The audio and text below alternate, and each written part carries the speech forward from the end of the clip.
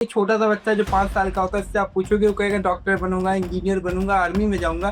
पर कभी 5 साल का बच्चा ये नहीं बोलता है कि मैं सीए। अभी मैं अगर बच्चों को पढ़ाता हूँ, ठीक है, तो मैं जब क्लास में होता हूँ और जब मैं पढ़ा रहा होता हूँ, वो मेरे दिन का सबसे बेस्ट टाइम होता है। जब कोई पर्सन को आप में पैशन दिखता है ना, तो उस काम को लेकर तो लोग आते हैं, क्योंकि अगर आप उस काम को पैशनेटली कर रहे हो, बिकॉज काम तो सभी कर रहे हैं, बट आप उसको कितने मन से कर रहे हो, कितनी गहराई से कर रहे हो, उसको कितना इम्पोर्टेंस देते हो, वो बहुत ज़्यादा चीज़ मायने रखती है। क्या साइंस के स्टूडेंट सीए कर सकते हैं और उनको क्या प्रॉब्लम फेस करनी पड़ सकती है, उससे कैसे ओवरकम करें? वहाँ पर सिर्फ समोसे मिलते थे, अलग अलग टाइप के समोसे मिलते थे। तो मुझे वहाँ पे एक आइडिया आया था भाई कि यार गुरप्रीत समोसे वाला बनाया जा सकता है, क्योंकि उनके अलग अलग समोसे देखकर मुझे मन में भी बहुत सारे आइडिया, क्योंकि मैंने बहुत टाइम खाया वहाँ से समोसे। तो यार ये छोटे लेवल पे कर रहे हैं, इसको तो एक बहुत बड़ा ब्रांड बनाया जा सकता है, जो मेरी टीचिंग में भी कहीं ना कहीं मैं बहुत बार नाम लेता हूँ कि गुरप्रीत समोसे वाले से। आज से अगर 4-5 साल पहले तो बहुत लोग थे जो कहते थे कि सेल्फ स्टडी से सब कुछ हो जाएगा, और हो भी जाता था। बहुत लोग, क्या अगर मैं सेल्फ स्टडी करके करना चाहता हूँ तन मन धन से, तो क्या ये पॉसिबल है? अगर है तो कैसे, अगर नहीं है तो क्यों? सेल्फ स्टडी का इशू ये आ चुका है कि बच्चों के अंदर जो डिसिप्लिन की ज़रूरत है, जो पेशेंस की उनके अंदर ज़रूरत है, जो कंसिस्टेंसी की उनके अंदर ज़रूरत है, वो कहीं ना कहीं मिस होती जा रही है। पूरा जो कोचिंग का पैसा था मेरी बुआ जी और मेरे फूफा जी ने दिया था, बिकॉज मेरे पेरेंट्स अफोर्ड नहीं कर सकते थे। मैं आज भी उन्हें अपना भगवान ही मानता हूँ कि भैया बस भगवान किस रूप में आते हैं पता नहीं चलता है। तो मेरे लिए मेरे बुआ और फूफा जी हैं जिन्होंने मुझे स्टैंड कर दिया, वरना शायद मैं आज किसी दुकान पे काम कर रहा होता, या पता नहीं आज मैं क्या कर रहा होता, है ना, यहाँ तो नहीं बैठा होता फॉर श्योर जिस लेवल पे मैं आज हूँ। मैंने लॉ की क्लास लगाई थी, वो सुबह 7 बजे होती थी। एक दिन गया था, 5 मिनट लेट हो गए, टीचर ने कहा बाहर ही खड़े रहो, उसके बाद मैं गया नहीं। मैंने कैसे, तो मैं सेल्फी पढ़ लूँगा, नींद ज़्यादा प्यारी है ये स्लीपिंग, और फिर मैंने उसको सेल्फ स्टडी भी कर लिया था। One Gen Z slang you secretly like. वो मेरे साथ तब से हैं जब मेरे पास कुछ भी नहीं था। आज मैं भले ही जिस लेवल पे भी पहुंच चुका हूँ, पर अभी तो और भी ग्रो करना बाकी है, बट आप समझ सकते हैं कि फिर मैं कितना, किस तरह की बॉन्डिंग, किस तरह का ट्रस्ट है।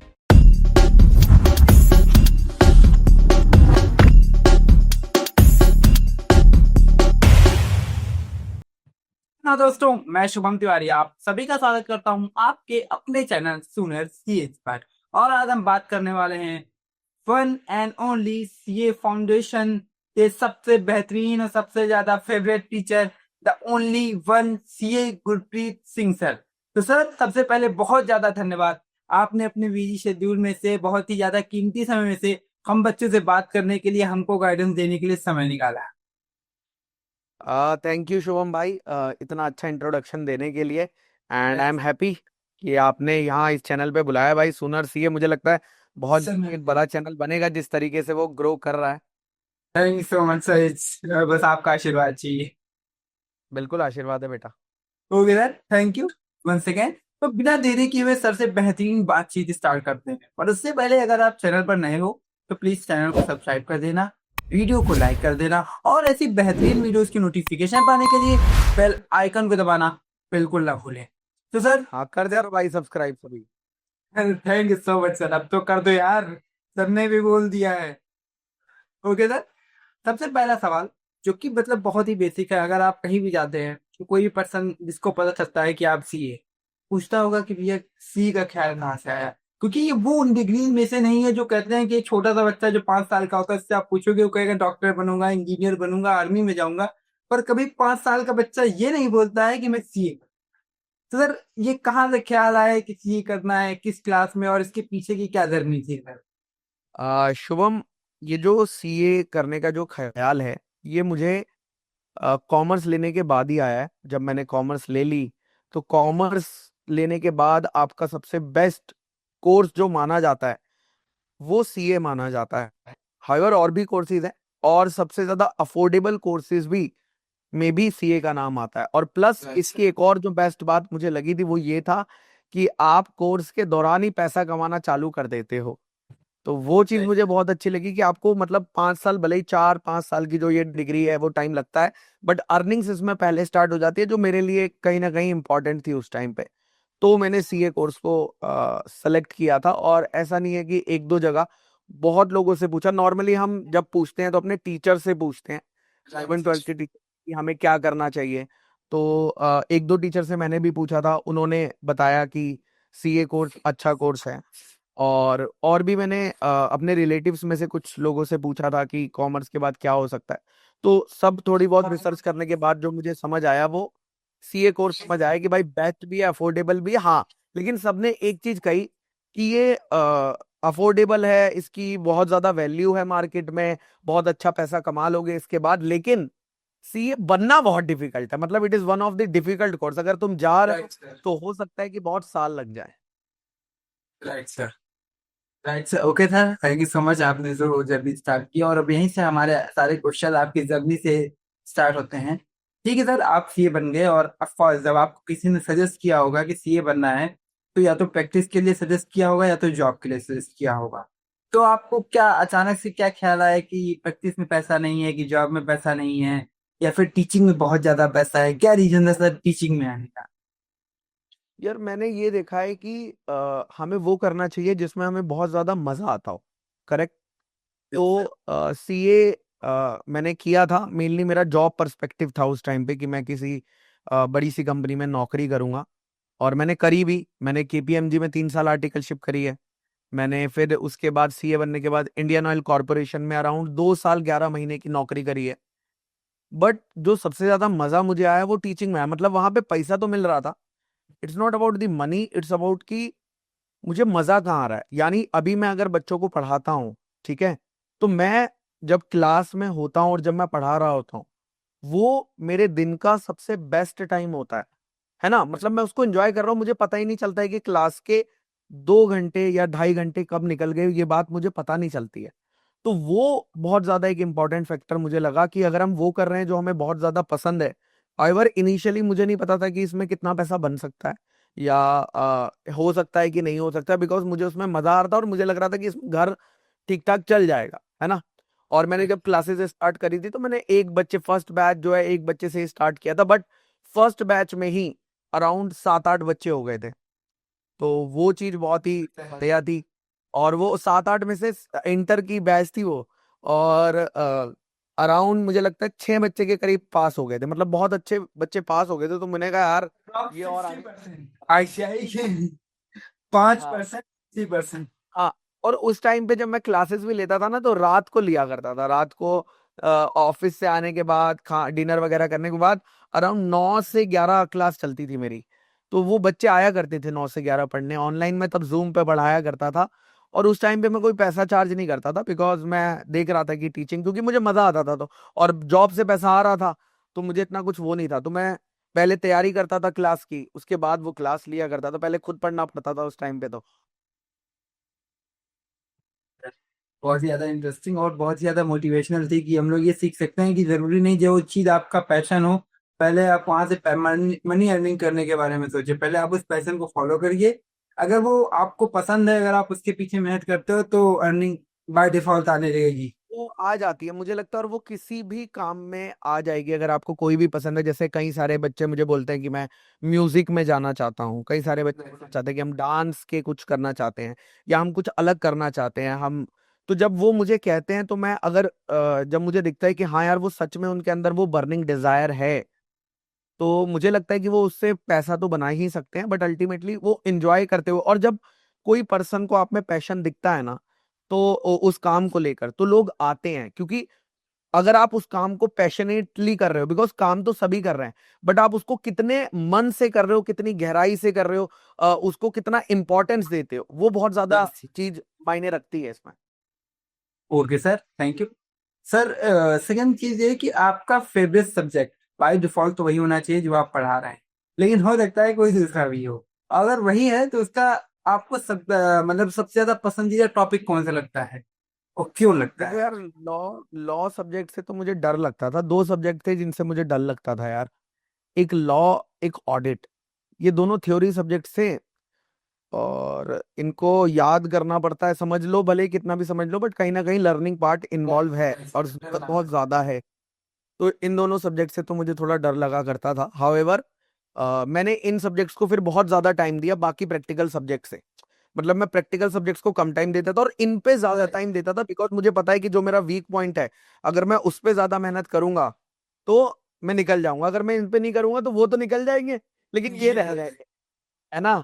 तो वो चीज बहुत इंपॉर्टेंट थी। हाउएवर जब मैं फेवरेट सब्जेक्ट की बात करता हूँ, जब मैं पढ़ता था तो मुझे पर्सनली टैक्सेशन बहुत पसंद था, और इनकम टैक्स में बहुत मजे से करता था। मतलब मैं कुछ अलग से उसको लर्निंग नहीं करता था, मैं उसको सॉल्विंग ही करता था, तो वो अपने आप सारे प्रोविजन याद हो जाते थे। ओके सर, नेक्स्ट क्वेश्चन क्या है कि एक स्टूडेंट के क्वेश्चन है, क्या साइंस के स्टूडेंट सीए कर सकते हैं और उनको क्या प्रॉब्लम फेस करनी पड़ सकती है, उससे कैसे ओवरकम करें? भाई मैंने अभी तक जो देखा है, मतलब मेरे जब मैं सीए कर रहा था तो मेरे साथ कई सारे बच्चे थे जो साइंस बैकग्राउंड से थे, और सच बताऊं तो जो साइंस बैकग्राउंड के जितने भी बच्चे थे, सारे के सारे आज सीए बन चुके हैं, जिन्होंने मेरे साथ जर्नी स्टार्ट करी थी। और अच्छी अच्छी जगह पे वो लोग काम कर रहे हैं, कुछ लोग बिग फोर में काम कर रहे हैं, कुछ लोग गवर्नमेंट ऑटोनोमस बॉडीज में चले गए। जैसे मैं एक दो फ्रेंड्स को जानता हूँ जो सेबी में काम कर रहे हैं, है ना। उन्होंने पहले सीए किया, सीए के बाद सेबी का एग्जाम दिया, और अब वो सेबी में काम कर रहे हैं। तो वो साइंस वाला ये वाला फैक्टर मुझे लगता है कि यार वो कहीं ना कहीं ऑलरेडी हार्ड वर्किंग होते हैं। हम लोग क्या होता है कॉमर्स में ना, थोड़ा 11th 12th को लाइटली ले लेते हैं, पता नहीं क्यों। तो हाँ, और वो वहां से यहाँ जब शिफ्ट होते हैं तो उनको पता है कि ये उनका लास्ट ऑप्शन है, तो वो शायद उसको सीरियसली लेते हैं। और उनको जो प्रॉब्लम तुम कह रहे हो कि फेस करने की बात आती है, वो बेसिकली इनिशियली फाउंडेशन लेवल पे थोड़ी सी अकाउंटिंग को लेकर आ सकती है, बट एक बार उनका अकाउंटिंग पार्ट अगर क्लियर हो जाता है ना, तो फिर उन्हें सीए बनने से कोई नहीं रोक सकता। Okay sir, thank you. उसके बाद सर नेक्स्ट क्वेश्चन है कि जहां तक मुझे पता है कि आप होम टाउन आपका यूपी में है, सहारनपुर, राइट सर? तो सर यूपी के बारे में अभी आप क्या कहना चाहेंगे, क्योंकि अभी आप यूपी में नहीं है, तो उसके बारे में आप क्या कहना चाहेंगे, आपको कितनी याद आती है अंदाज? यार यूपी तो बेस्ट है यार, वन ऑफ द बेस्ट। अब वहां से पले बड़े हैं। सहारनपुर का मैं हूँ, सहारनपुर शहर भी बहुत बढ़िया है। लखनऊ भी मैं रहा हूँ 2 3 साल, जब नौकरी करी थी तब लखनऊ में रहता था, वो कैपिटल है। अ, और यस, तो लखनऊ भी एक बढ़िया शहर है। और याद तो आती है यार घर की, और मैं जाता भी रहता हूँ, ऐसा नहीं है कि नहीं जाता हूँ, हर 2 3 महीने में मैं चला ही जाता हूँ। और वहां पर मुझे जो सबसे ज्यादा पसंद है, जो सहारनपुर में जो सबसे ज्यादा फेस्टिवल हम मनाते थे, वो बसंत पंचमी का होता है, जिसमें पतंगे उड़ाई जाती। राइट। तो वो वाला फेस्टिवल मैं ट्राई करता हूँ कि मिस ना हो। हाउएवर कुछ रीजंस की वजह से अभी एक दो बारी मिस हो गया था, बट मैं वहां पर तो वो तो मैं फॉर श्योर अटेंड करता हूँ कि यार वहां जाके पतंग तो उड़ानी है एक दिन, बहुत मजा आता है वो चीज करने में। ओके सर, फेवरेट आपका प्लेस लखनऊ में आप कहाँ पे गए हो, या फिर आपका जो फेवरेट जगह हो घूमने की? अगर मैं लखनऊ में। लखनऊ की बात करता हूँ, तो लखनऊ में मैं नॉर्मली एक तो वहां जाता था रिवर साइड। रिवर जो फ्रंट। फ्रंट, जो रिवर साइड फ्रंट है, गोमती रिवर वाला, वहां जाता था मोस्टली टाइम बिताने। बाकी टाइम तो मेरा ऑफिस में ही निकल जाता था, है ना। और रेस्टोरेंट्स कुछ जॉइंट्स थे जहाँ पे मैं जाया करता था खाने के लिए। वहां पर एक मैंने एक रेस्टोरेंट छोटा सा जॉइंट था, मुसासा करके नाम था उसका। कहाँ पे सर, तो गोमती नगर में ही? अली अली क्या नाम है उसका, अलीबाग, अलीगंज। अली, ऐसा कुछ नाम है जगह का। अच्छा। तो वहां पे वो मुसासा था। उन्होंने समोसे को, समोसा जो होता है ना उसका, ऐसा थोड़ा शफलिंग करके मुसासा बनाया हुआ है, ठीक है, समझ रहे ओके। हो क्या।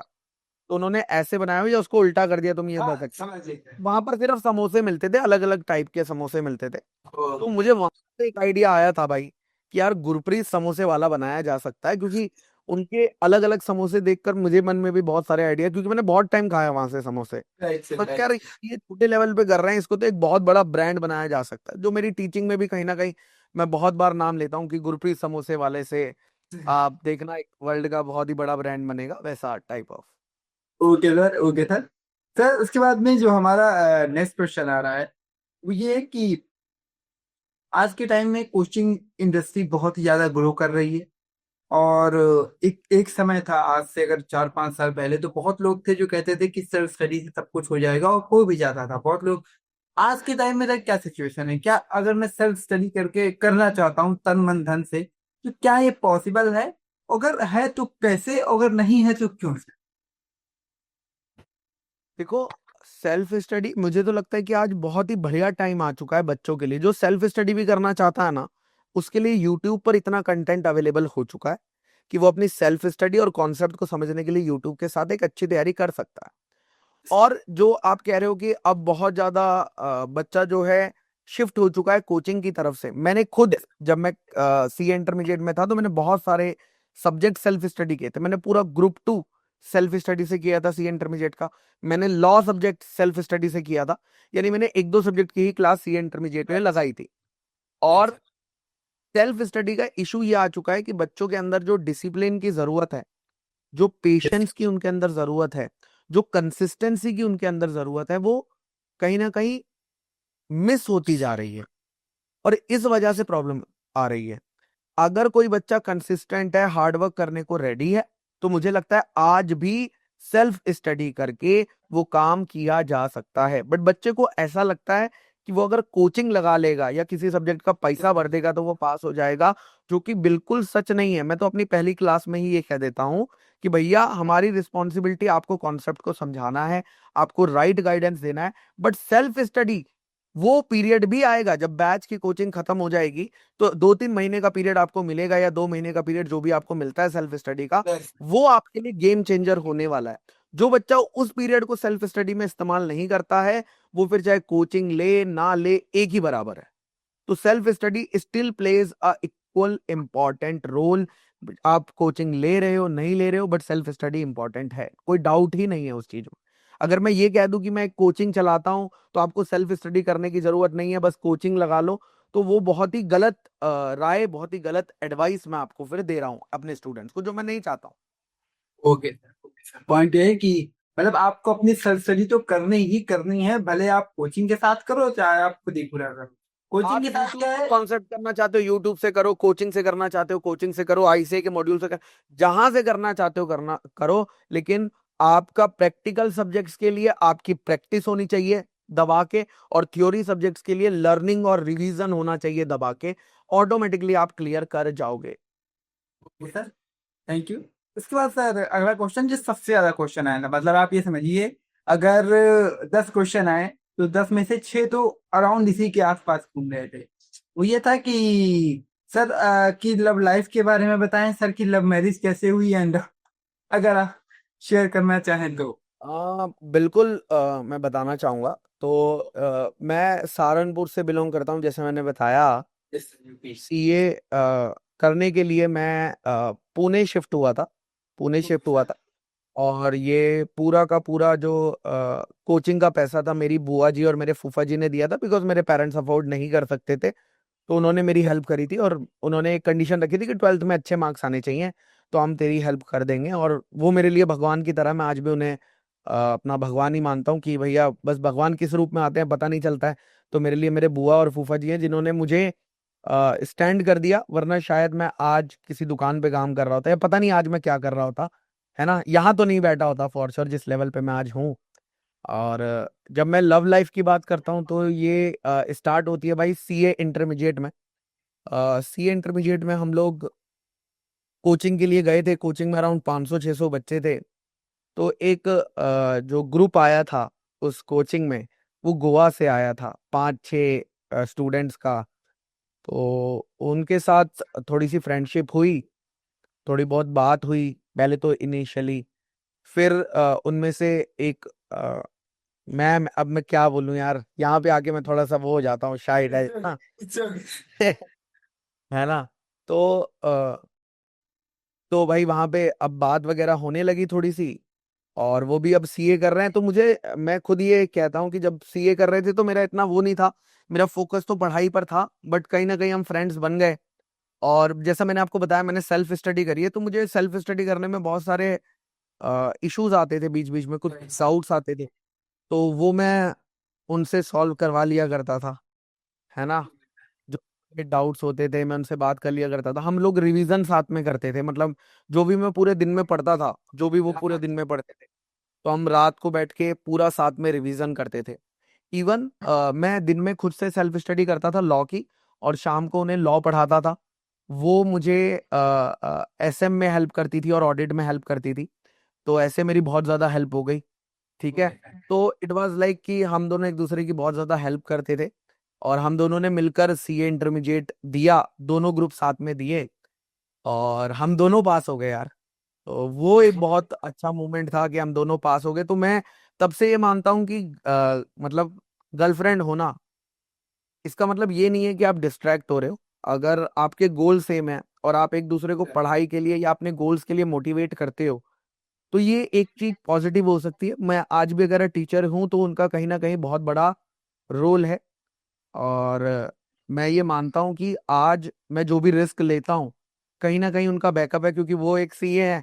तो मुझे टेंशन नहीं होती है कि यार इधर उधर हो गया तो देख लेंगे ना यार, घर में दो सीए, राइट। काई टेंशन लेनी है। राइट सर, तो राइट। वो बहुत है। और जहाँ भी मुझे मुझे भी कई बार लो फील होता है, कई बार मैं भी कुछ चीजों को से हो जाते हैं यार, हमने कुछ किया नहीं हो पाया, डिमोटिवेट हो गए, तो वो हमेशा वहाँ होती है, वो मुझे समझती हैं जी सर। कि क्या मतलब मैं जो भी प्रॉब्लम्स फेस कर रहा हूँ, और क्योंकि हम सेम फील्ड के हैं तो वो मुझे बेहतर समझ पाती हैं। तो ये चीज बहुत अच्छी है। सीए फाइनल में भी उन्होंने मेरी बहुत मदद करी है।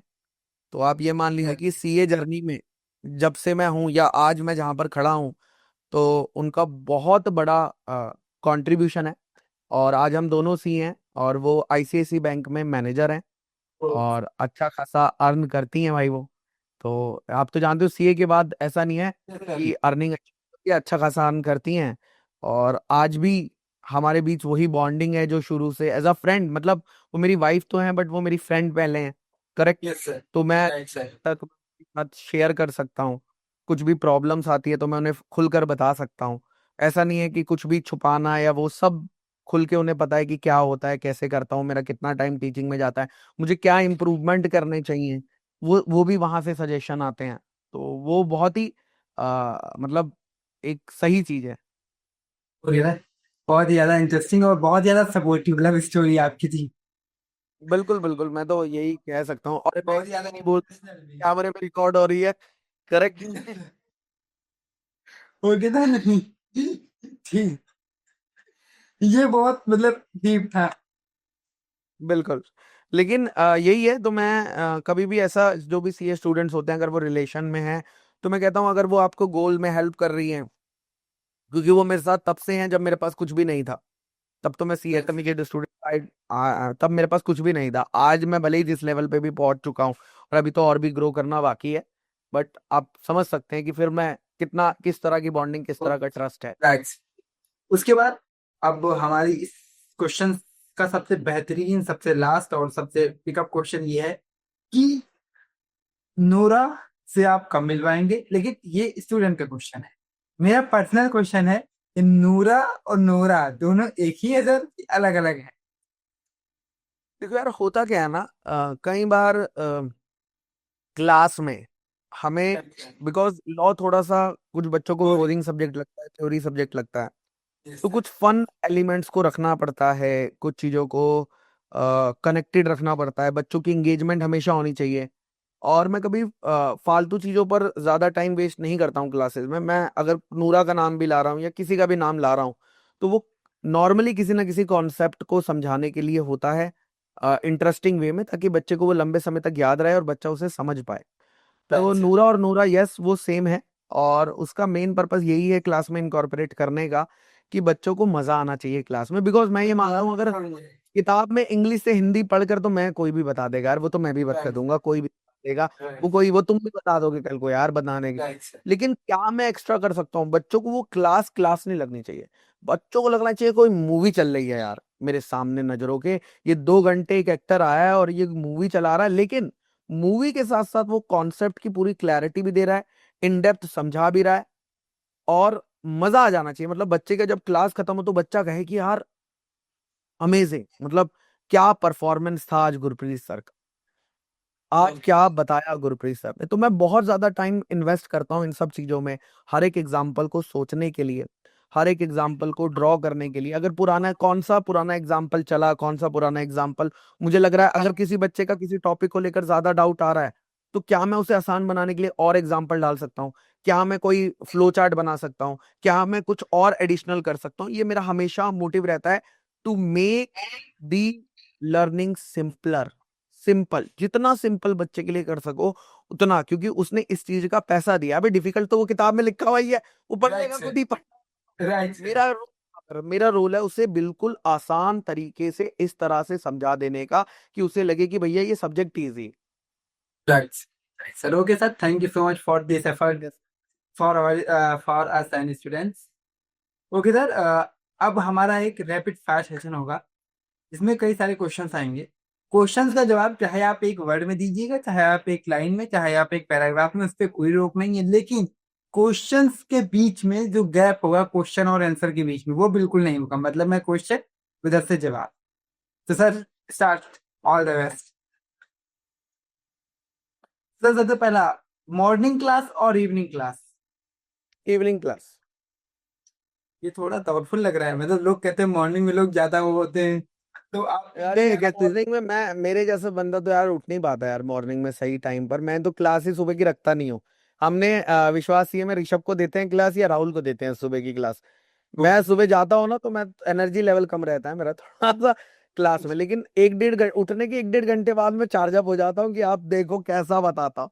और शाम की क्लास में मेरी एनर्जी जो होती है वो अलग लेवल की होती है। जो 6 बजे या मैं 5 बजे लेता हूँ ना, उसमें एकदम अलग गुरप्रीत सर दिखते हैं। मतलब अगर तुम सुबह 8 बजे वाली क्लास के गुरप्रीत सर देखोगे और शाम को 6 बजे वाली, तो तुम्हें जो ज्यादा मजा आएगा वो 6 बजे वाली क्लास के गुरप्रीत सर को देख कर आएगा। Okay sir. सर आपने बाकी तो ये पर्सनल चॉइस होती है, बट मुझे लगता है इवनिंग क्लास इज गुड। और मॉर्निंग क्लास मैंने इसलिए भी नहीं बोला, मैंने लॉ की क्लास लगाई थी, वो सुबह 7 बजे होती थी। मैं एक दिन गया था, 5 मिनट लेट हो गया, टीचर ने कहा बाहर ही खड़े रहो। उसके बाद मैं गया नहीं, मैंने कैसे तो मैं सेल्फी पढ़ लूंगा। नींद ज्यादा प्यारी है मुझे स्लीपिंग, और फिर मैंने उसको सेल्फ स्टडी ही कर लिया था। मैंने आपके मैंने आपके संडे की नींद आपकी खराब कर दी, उसके लिए सॉरी। सुबह से नहीं, आजकल थोड़ा सा मैं थोड़ा बहुत चेंज हो गया हूँ। आजकल बहुत ज्यादा बुक्स मैं पढ़ने लगा हूँ सेल्फ इम्प्रूवमेंट पे। तो अब मैं थोड़ा सा ट्राई कर रहा हूँ जल्दी उठने की, और कुछ दिन पास होता हूँ, कुछ दिन फेल होता हूँ, बिकॉज ये धीरे धीरे चीजों को चेंज आता है, एक दिन में चेंज नहीं होती हैं चीजें, जो आपकी हैबिट बन जाती हैं। तो ओके सर। इम्प्रूवमेंट की स्टेज पर हूँ, मैं कर रहा हूँ उनको इम्प्रूव। Okay sir. ओके, अगला क्वेश्चन ये है कि one student phrase you have heard 100 times. कोई अच्छी अच्छा, बात जो हजारों स्टूडेंट बोलते हैं, ऐसा कुछ कॉमन फ्रेज। मैंने तो यही सुना है कि सीए हार्ड कोर्स होता है भाई। भाई सीए बहुत डिफिकल्ट, हर बच्चा यही कह रहा है, पूछ लो तो कि यार सीए बहुत डिफिकल्ट है। या पेपर के टाइम में ये कहता है कि भैया पढ़ाई नहीं हुई है, अभी पूरा सिलेबस रिवाइज नहीं हुआ है। सिलेबस नहीं खत्म। हाँ, सिलेबस है, समुंदर है, समुंदर जितनी मर्जी डुबकी लगा लो गहराई में। Okay sir. कद्दू गैंग का सबसे कड़क मूवमेंट? कद्दू गैंग का सबसे कड़क मूवमेंट था जब हमने विश्वास सीए खोला था, और हमने जो लॉन्च किया था वो दिल्ली में एक मैराथन से किया था। तो वहां पर एक बच्चा आया था, और उस बच्चे ने टी शर्ट छपवाई थी कद्दू गैंग की, और यहाँ पर उसने फोटोज लगा रखी थी गुरप्रीत सर की, ऋषभ सर की, राहुल सर की। पीछे कद्दू गैंग बना हुआ था, उसका लोगो लगा के बना के लाया था। तो वो उस लेवल की कल्ट फॉलोइंग यार कद्दू गैंग को लेकर यार बच्चों की। तो वो चीज मुझे बहुत अच्छी लगती है कि हाँ यार बच्चे इस चीज को पसंद करते हैं। Okay sir. One Gen Z slang you secretly like? यार स्लैंग मैं थोड़ा सा समझ नहीं पाया, मतलब क्या मतलब एग्जैक्टली कोई इसका। स्लैंग मीन जो जंजी के वर्ड नहीं है, आर एन, और कई सारे बहुत शॉर्टकट वर्ड्स होते हैं, या तो यार नए मैंने वर्ड्स। सुने नहीं है, अगर कुछ ऑप्शन तुम दो तो मैं समझ पाऊँ यार सर, इसको। मैं सिर्फ कहने के लिए जंजी हूँ, एक दो वर्ड है। आर एन, जैसे आर एन लोग लिखते हैं राइट नाउ के लिए, और अच्छा, बस। शॉर्ट फॉर्म्स की बात कर रहे हो क्या? ये यस सर। स्लैंग होती है short form yes sir, yes use sir. करना? अच्छा। ऐसा तो यार अभी कुछ मतलब वो नहीं है यार कि कौन सा, अगर सिखा देंगे बच्चे तो मैं सीखने के लिए तो रेडी रहता हूँ। ठीक है, ठीक है। कॉफी और lectures, what harder to survive without? अब मुझे लगता है कॉफी तो यार, कॉफी और चाय मैं दोनों ही नहीं पीता हूँ। दोनों ही नहीं पीता हूँ, कॉफी भी नहीं पीता हूँ, चाय भी नहीं पीता हूँ। मुझे पसंद नहीं है। तो लेक्चर्स की लेक्चर। तरफ हम जा सकते हैं। Okay. if you were a movie, what it would be titled? मुझे लगता है उसका नाम कद्दू रख देना चाहिए। Okay sir. Last most expensive thing you bought for yourself and for men, दोनों के लिए अलग अलग। यार देखो मैंने अब ये पता नहीं मेरे लिए काउंट होता है कि नहीं, मैंने पेरेंट्स, जो सीए बनने के बाद मैंने सबसे पहला काम किया है वो पेरेंट्स के लिए घर बाय किया है। तो ओके वो सर। चीज मुझे लगता है कि बहुत इम्पोर्टेंट थी हमारे लिए। कहाँ सर, यूपी में ही कि दिल्ली में? यस, यूपी में ही किया। ओके। यस। तो वो चीज मेरे लिए बहुत इंपॉर्टेंट थी। तो वो महंगी परचेज में आता है, तो घर लेना मुझे लगता है काउंट हो जाता है वो, है ना। Yes sir. और वाइफ को मैंने रिसेंटली जो लास्ट अभी गिफ्ट दिया था वो एक टीवी दिया है भाई।